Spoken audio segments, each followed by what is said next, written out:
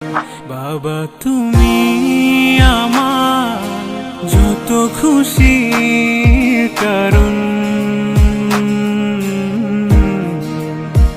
বলো তোমার মতো করবে কে শাসন।